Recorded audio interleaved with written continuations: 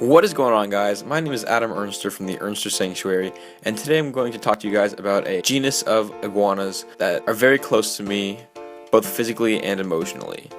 This is Endangered Education, Episode 3.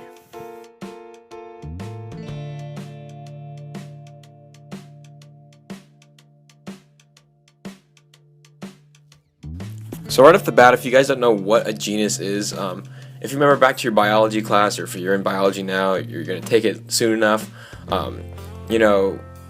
this is pretty much just taxonomy. So taxonomy is, classifying animals or, flora and fauna into different groups, split the organisms up into different groups.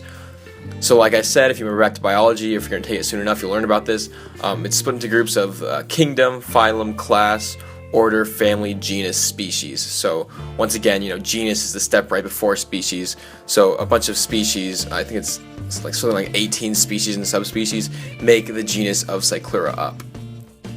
So like I just said, this genus of iguana is made up of 18 different species and subspecies. I'm going to go through the list of species for you guys right now.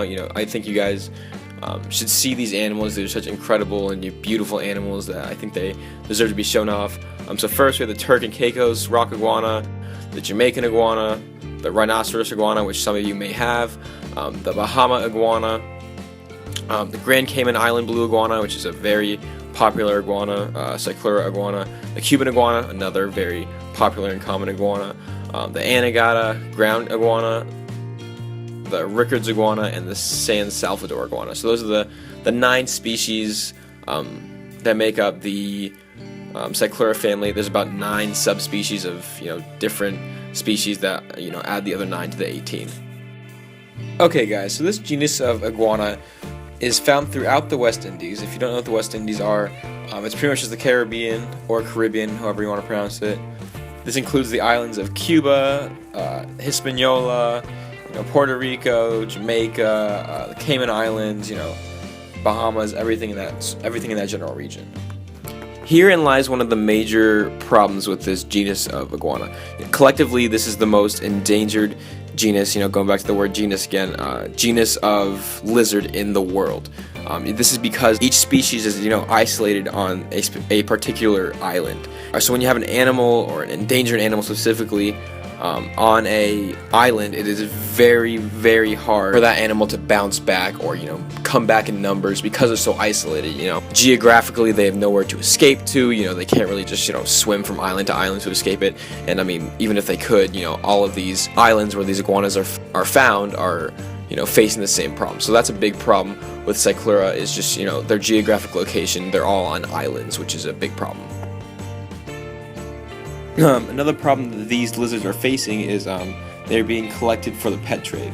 These iguanas are very popular in the pet trade because they're just so beautiful, and they can be so easily tamed. I have one myself. I have a Lewisii hybrid iguana, which is a cross between Cyclura lewisii and Cyclura nubula, the Grand Cayman Island iguana, and the Cuban iguana. Across those, you get what I have.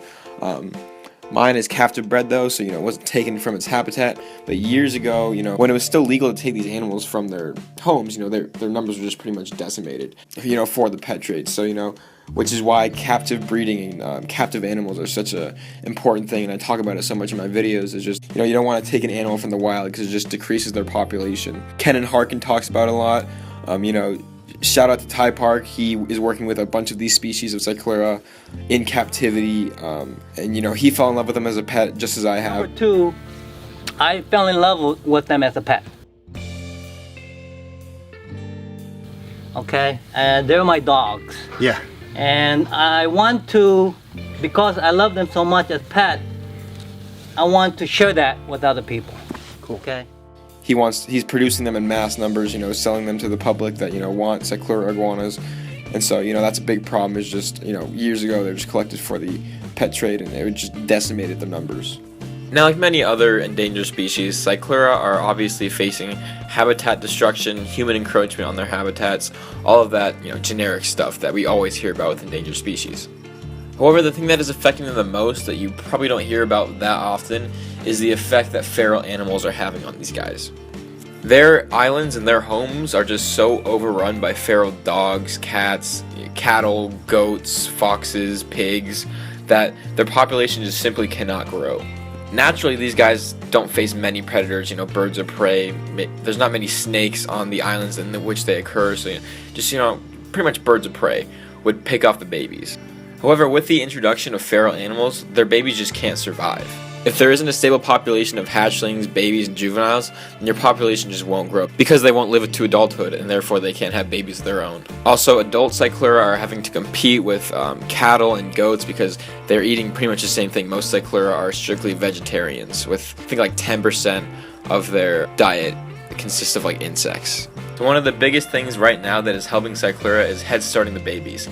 Head starting programs are essentially researchers and scientists will take the babies and start them strong, give them a healthy first 2 years so they're big enough to where these feral animals can't kill them, and then they release them back into the wild. I think just as recently as like 2000, the Grand Cayman Island blue iguana, their population was only about like 10 adult individuals, which is really depressing. Through the head starting of the babies, their population has risen to around 800 or so by now. Alright guys, that is it for me, but before I go, I just wanted to let you guys know that you can do something to help. People have a mentality that, what can one person do, what can I do to help? Do my efforts to help even matter? Yes, they do. Every little bit counts. These animals need every bit of help they can get. So if you guys want to help, check out my Facebook. I always post stuff there. I'll put some links down there in the description so you guys can like these Facebook pages, and just by liking them, people will donate to the cause. For Jamaican iguanas, all sorts of iguanas. And if you do have a cat or dog, make sure that they're not killing any wildlife. My cat, when I used to have my cat before he'd passed away, he would always catch these little lizards around my house called western fence lizards. And I was just sick of him killing so many lizards, because every day he would just come home with a new lizard. And I did something about it. I put a bell on his collar, so the lizards would hear him coming before he struck, so they would get away. And from there on, he didn't kill any more lizards. So just little stuff like that. Donating always helps, but people don't always have the money to donate to causes. But just little videos like this, if you guys want to make these yourselves, that's always helpful. Education is so important, and spreading the word about these animals is just so important that, like I said, every little bit helps. So yeah, guys, thank you so much for watching. I'll see you in the next episode. Peace.